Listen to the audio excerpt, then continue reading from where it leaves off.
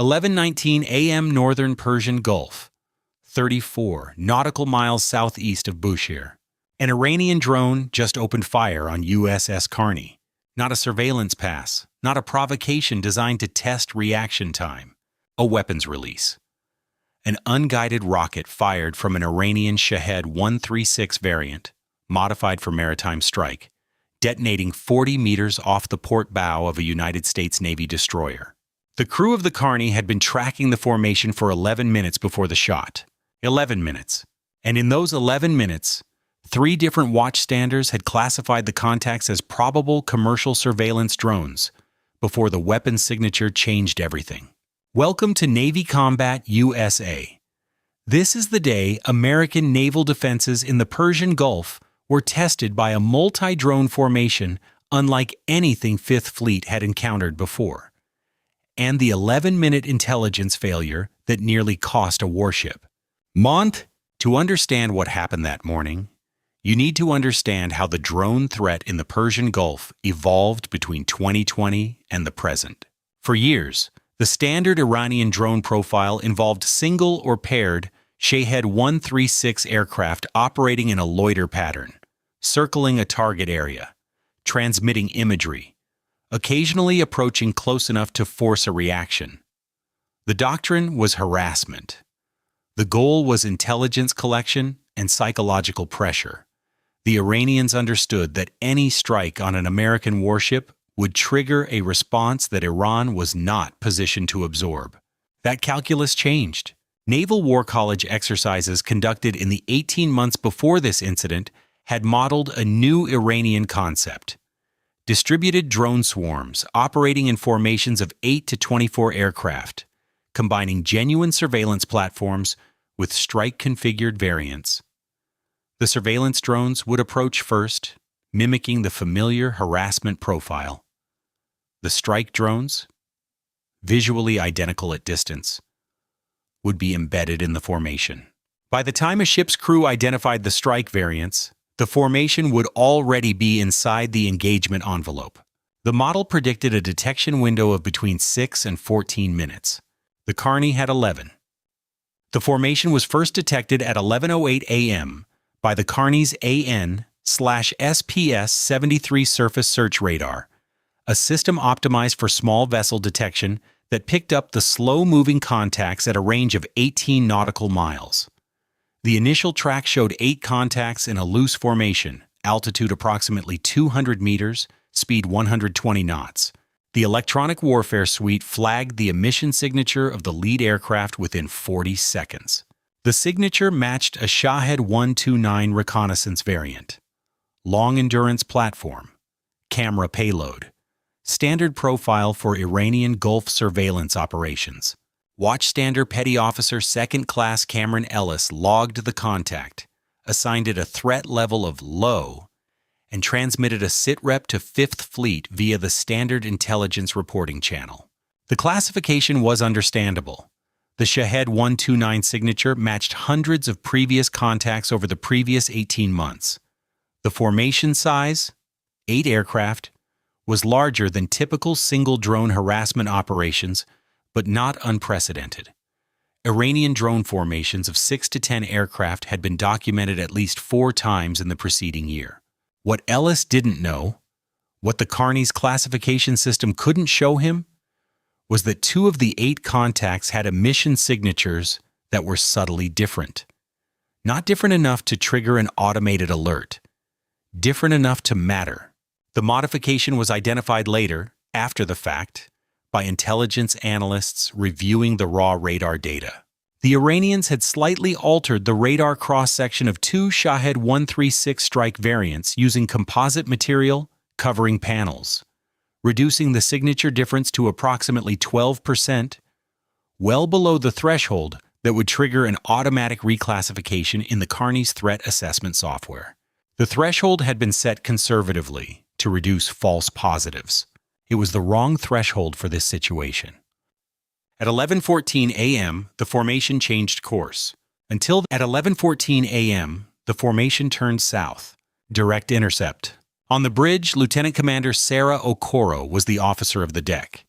She had been watching the contacts on the tactical display for 6 minutes. The course change registered immediately. Okoro called the captain, Commander William Strauss, and got him to the bridge in 90 seconds. By the time Strauss arrived, the formation had closed to 11 nautical miles. The Carney's Combat Information Center had upgraded the contact classification from low to medium, still not triggering the Defensive Weapons Release Authority that came with a high classification. Strauss had a problem. The rules of engagement for drone contacts in the Persian Gulf are specific and carefully calibrated. Iranian drones operate over international waters constantly. The United States does not shoot down every Iranian drone that approaches an American warship. The diplomatic consequences and the precedent it would set are carefully managed. A drone in surveillance mode, even at close range, does not automatically authorize weapons release. The threshold for weapons release is evidence of hostile intent. A course change toward an American warship is not, by itself, evidence of hostile intent. Strauss needed more. He ordered the electronic warfare suite to a full active scan and directed his gunnery officer to place the Phalanx CIWS on local automatic, meaning the system would fire without a separate human authorization if targets entered its engagement envelope. The Phalanx was set to fire at 500 meters. The formation was at 9 nautical miles and closing. Strauss had roughly 3 minutes before the lead contacts entered Phalanx range. 3 minutes to determine whether this was a surveillance formation that would break off or an attack. What happened at 11:19 a.m. changed the calculation permanently. The weapon signature appeared on the Carney's electronic warfare display without warning. A radar fusing signal indicating that an unguided rocket motor was armed and the weapon was seeking impact trigger conditions. The signal lasted 1.3 seconds, then the detonation. 40 meters off the port bow, close enough to send fragmentation across the forward weather deck, not close enough to hull the ship. The Combat Information Center went to battle stations in 8 seconds. Petty Officer Second Class Ellis, who had classified the contacts as low 11 minutes earlier, was already at his console when the blast hit. He later told investigators that the sound was not what he expected, not a movie explosion. A flat crack, then a pressure wave, then smoke, and the smell of burning composite material. The formation had fired one round from a formation of 8 aircraft at a range of just over half a nautical mile. Not a barrage, a ranging shot. The Carney's gunnery officer had the same thought simultaneously. If this was an attack, the Iranians were confirming range before committing the full formation, which meant the next shot would not miss by 40 meters. Commander Strauss now had a situation that the rules of engagement covered clearly. A weapons release from an Iranian drone formation against an American warship. Hostile act confirmed. Weapons free. The question was not whether to respond. The question was how. The Phalanx was already tracking the lead contacts. At the current closure rate, for the current range, the formation's lead elements would be in Phalanx engagement range in approximately 40 seconds. Phalanx would handle them, but the Phalanx has a maximum engagement range of approximately 1,500 meters and is designed for anti-missile defense. Against a formation of 8 drones spread across a half-mile front, the system would engage them sequentially, one at a time, as they entered its field of fire. Against 8 aircraft, the geometry created gaps. The second decision point was harder. The Carney carried RIM-116 rolling airframe missiles, a short-range anti-aircraft weapon specifically designed for exactly this threat. With a range of approximately 9 kilometers and a fire rate that could engage multiple targets simultaneously, the RAM launcher was the right weapon. But the RAM launcher requires a positive identification handoff from the Combat Information Center before engaging, in a degraded communication scenario, which the Carney was now in because one of the drones was emitting in a frequency band that was creating noise on the ship's internal communications net.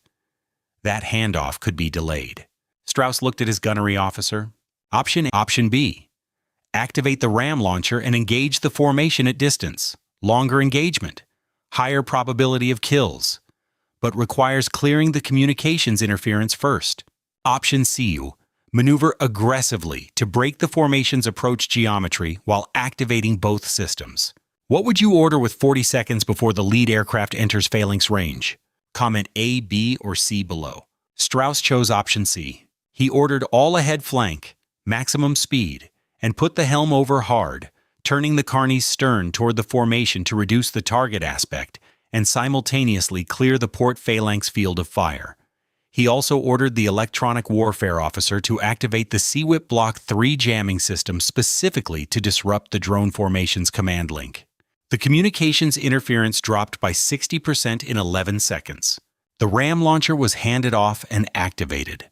What followed was documented in the Carney's weapon system engagement log and later confirmed in after-action assessments reviewed by 5th Fleet. The ram launcher fired its first missile at 11:21 a.m. and 14 seconds. The target was the lead contact, a Shahed 136 strike variant at 6.2 nautical miles. The missile's second and third kills came at 11:21 a.m. and 31 seconds and 11:21 a.m. and 47 seconds. Two more Shahed 136 variants, both later assessed as strike configured, engaged and destroyed at 4.8 and 3.6 nautical miles respectively. The remaining 5 contacts broke formation at 11:21 a.m. and 52 seconds. 4 turned northeast, back toward the Iranian coast, climbing to approximately 500 meters as they turned. The altitude change indicating they had dropped into a programmed return-to-base flight mode,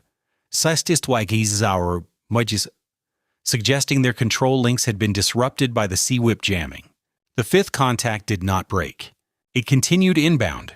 At 11:22 a.m. and 04 seconds, the Phalanx CIWS engaged the 5th contact at 847 meters. Engagement lasted 1.1 seconds. The drone was destroyed at 412 meters from the ship's hull.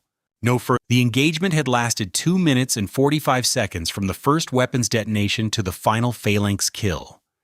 The assessment that followed the engagement revealed details that made the incident more alarming, not less. The 3 drones classified as strike configured, the 2 killed by ram and the 1 killed by phalanx, each carried a modified warhead larger than the standard Shahed 136 anti-armor munition. The warhead size, assessed from debris, recovered by USS Carney, and later from overhead imagery of debris fields on the water, was approximately 40 kilograms of high explosive. 40 kilograms of high explosive detonating against a destroyer's hull at or below the waterline would not sink the ship immediately, but it would cause serious flooding, disable propulsion, and potentially render the vessel non-maneuverable in hostile waters. Non-maneuverable in the Persian Gulf, 34 miles from the Iranian coast, is an extremely bad place to be. The intelligence failure, the 11-minute window during which 3 watchstanders classified the formation as low-threat surveillance drones, became the focus of an internal review. The review identified the composite material modification as deliberate counter-detection engineering. The Iranians had specifically studied the Carney's threat classification parameters and designed a modification to stay below the automatic alert threshold. That level of intelligence about an American warship's electronic warfare parameters is not obtained through open-source research. That question remained open. The diplomatic response was muted by design. The United States filed a formal protest through the Swiss embassy, the diplomatic channel used for U.S.-Iran communications in the absence of direct relations. The protest described the incident as an unprovoked attack on a United States Navy vessel operating in international waters and warned of appropriate defensive responses to future hostile acts. Iran denied involvement. The Foreign Ministry statement described the incident as a staged provocation by American forces designed to justify an escalatory posture in the Persian Gulf. The 3 drones destroyed by American weapons were identified by Iranian media as research platforms lost in adverse weather conditions. The Gulf Cooperation Council issued a statement of support for freedom of navigation. 3 Gulf states privately communicated to Washington that they had tracked the drone formation from launch, originating from a facility on the Iranian coast near Bandar Lenga, and were prepared to share that tracking data through intelligence channels. The data was shared. The facility near Bandar Lenga received additional attention in subsequent overhead reconnaissance cycles. The lasting consequence of the engagement was not diplomatic. It was doctrinal. Within 60 days of the incident, 5th Fleet issued a revised threat classification protocol for drone contacts in the Persian Gulf. The modification lowered the automatic high classification threshold for formations approaching American warships, reducing the time required for weapons release authorization. The protocol change was necessary. It also meant that the next time an Iranian drone approaches a U.S. warship in the Gulf, the rules are tighter. The window for surveillance that stops short of weapons release is narrower. The margin for the kind of ambiguous approach the Iranians had used to mask their strike variants is smaller, which means the next incident has a higher probability of escalating faster. The system that stopped the attack on USS Carney worked. 2 minutes and 45 seconds, 3 drones destroyed, no casualties. But the 11-minute gap, the window when trained watchstanders looked at a strike formation and saw surveillance drones, was the real story. Not because it failed catastrophically, because it almost did, and because the Iranians were watching the response, measuring the timing, studying the electronic countermeasures signature, the weapons employment sequence, the jamming protocols. They were taking notes. The next formation will have a different radar cross-section, a different emission profile, a different approach geometry designed around the revised classification threshold. The drone that nearly hit the Carney was not the last drone. It was a data collection platform for the one that comes after it. Stay vigilant, stay informed. I'll see you in the next one.